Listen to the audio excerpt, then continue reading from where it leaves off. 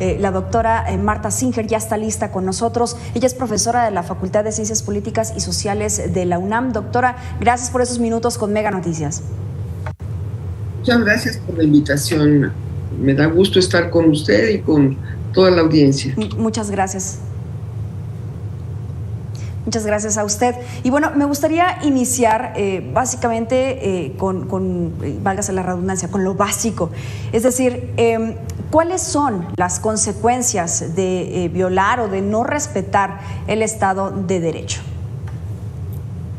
Bueno, cuando hablamos de las manifestaciones populares, realmente se trata de acciones colectivas que van a irrumpir en el espacio público con la intención de ser escuchadas, de levantar voces y demandas que de otra manera pues no van a ser recibidas pues por la ciudadanía.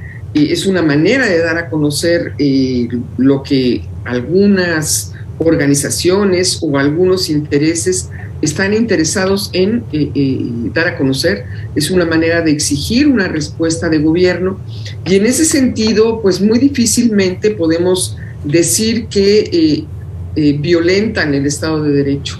Más bien son acciones colectivas que se sienten violentadas por la falta de aplicación del Estado de Derecho, que se sienten agredidas en sus intereses, en sus identidades, o bien de diferente manera pues en sus causas, y que a través de estos ejercicios de protesta y de exigencia, en donde van a interrumpir la vida cotidiana, pues van a llamar la atención y van a obligar a quienes son responsables de resolver el conflicto de voltear la mirada, al mismo tiempo que van a multiplicar su presión al conseguir que la propia ciudadanía se entere de la problemática y haga un eco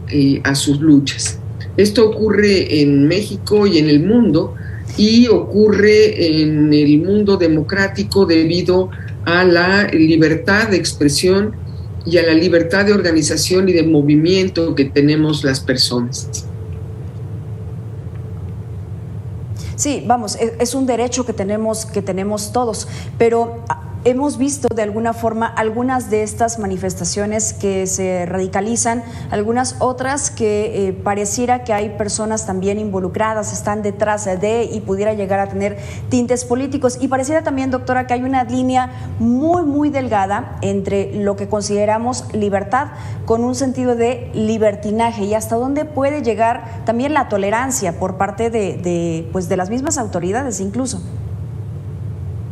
Bueno, por definición, una manifestación, una acción callejera, es una acción que está buscando un territorio por fuera del espacio institucional para levantar su voz. Entonces, bueno, en ese sentido, sí está esa línea muy tenue en donde, pues a lo mejor de vez en cuando los derechos de otros se pueden ver lastimados, como por ejemplo el libre tránsito de otras personas puede verse lastimado por una acción donde se cierra una calle, una vialidad. Sin embargo, justamente de eso se tratan estas expresiones colectivas. Se tratan de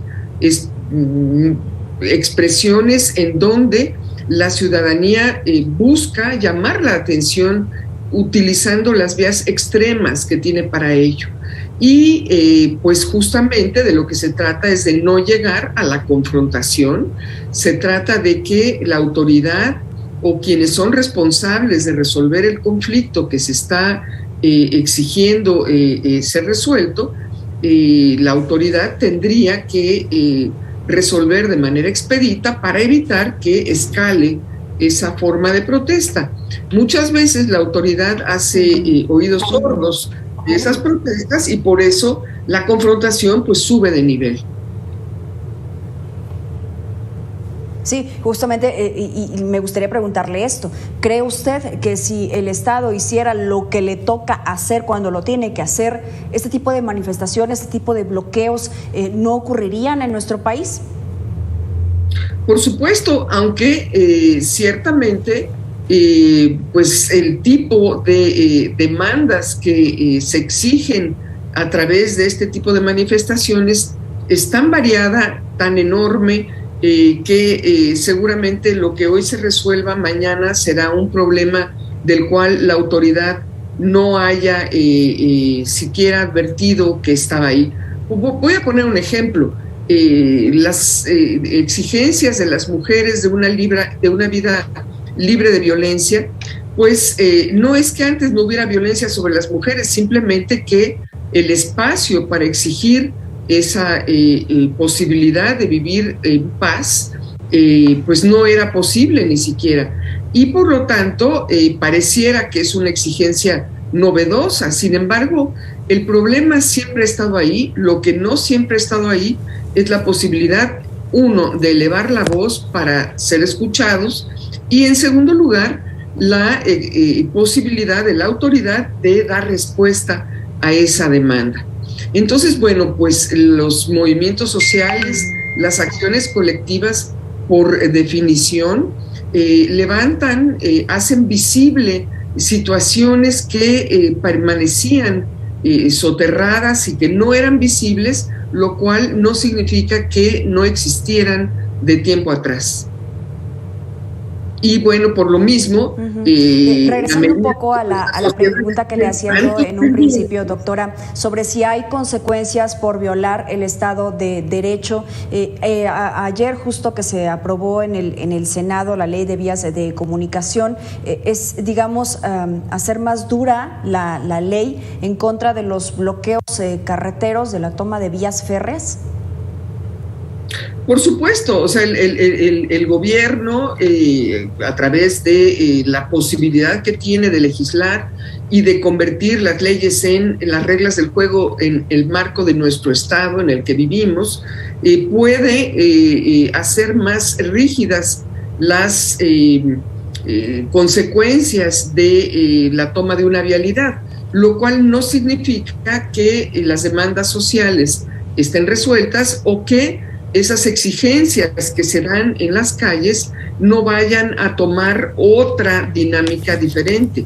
Es decir, un movimiento social utiliza lo que los teóricos llaman repertorios de acción colectiva, que son diversos, variados y, bueno, pues tan imaginativos como los propios movimientos sociales puedan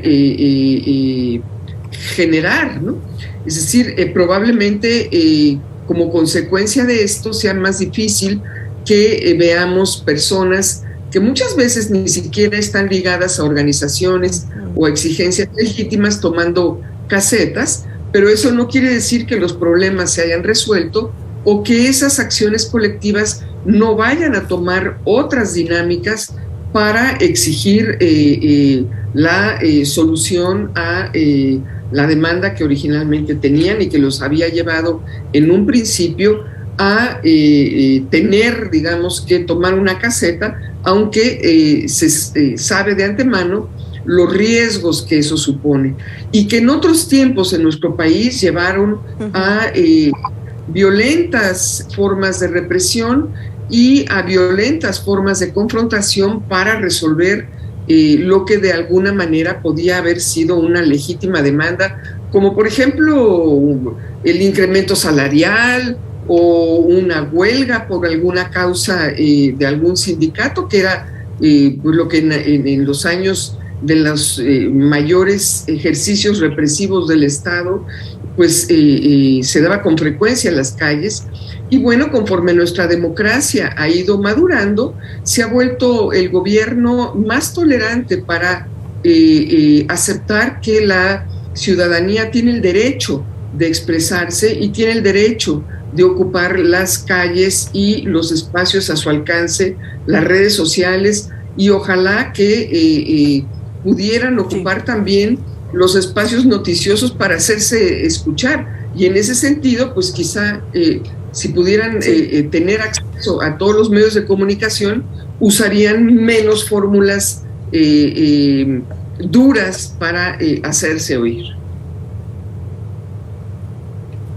Sí, yo recuerdo también un caso en el estado de Veracruz, donde, por ejemplo, adultos mayores, jubilados y pensionados, estaban exigiendo en la administración de Javier Duarte de Ochoa, pues que se les pagara lo que se les tenía que pagar, les debían varios meses y además se les había juntado con final de año. Y ellos fueron a manifestarse al centro de la capital de Veracruz. Salieron los granaderos, agredieron a adultos mayores cuando era una exigencia legítima ante la falta que había tenido el Estado para pagarles, además de algo que ellos pues ya lo habían trabajado durante varios años. Y como ese ejemplo, doctora, y como el que usted mencionaba, pudiera haber muchos actualmente también, padres y madres que están buscando medicamentos para sus hijos contra el cáncer, que también no han sido debidamente escuchados.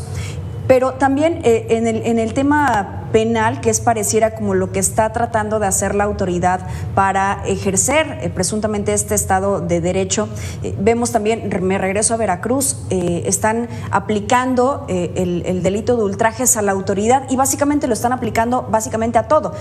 Manifestantes los están llevando en patrullas también bajo este delito de ultrajes a la autoridad y de alguna forma pues se van del otro lado de la línea. No sé usted qué opine, doctora.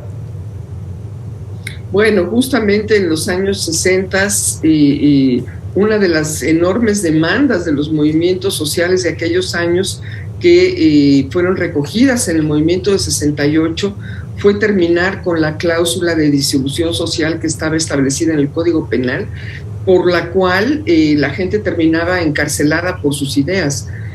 Yo creo que no estamos en esa circunstancia ni de manera cercana.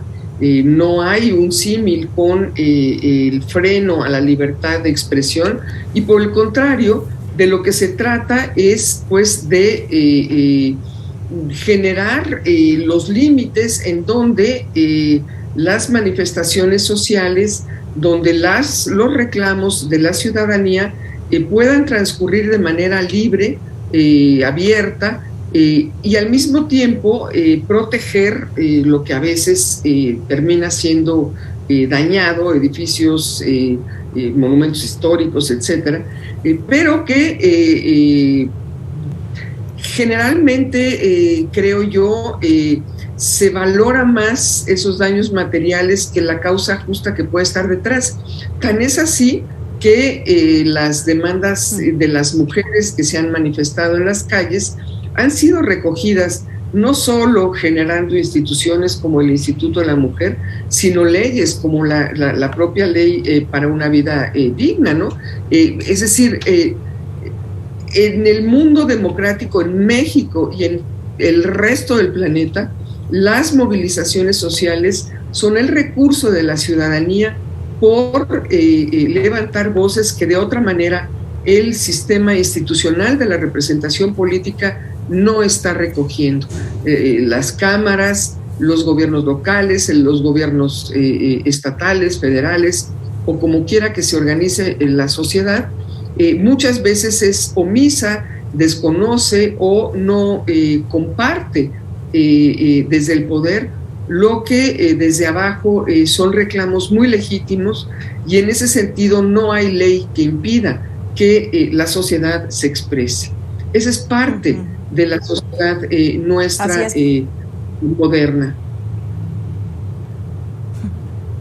Sí, pareciera que la agenda va encaminada hacia otro rumbo cuando la sociedad pide y exige otras cosas completamente distintas y que son necesarias para el día a día. Doctora Marta Singer, muchas gracias por esos minutos con Mega Noticias. Siempre es un placer platicar con usted y ojalá podamos retomar esta plática en otra ocasión. Sí, solamente diría yo que pues ahí habría que confrontar también con lo que el presidente diariamente dice, que la sociedad es libre de expresarse, y creo que efectivamente los presos de conciencia pues no están en las cárceles de nuestro país, no hay presos de conciencia y hay libertad para que usted y yo y todos digamos, alcemos nuestras voces, a muchas veces disidentes, sin consecuencias. Eso es importante. Así es, afortunadamente. Gracias, doctora, muchas gracias por su participación. Gracias a usted, mucho gusto. Gracias, que tenga excelente tarde. Vámonos a la pausa, pero regresamos con más. Los deportes ya están listos.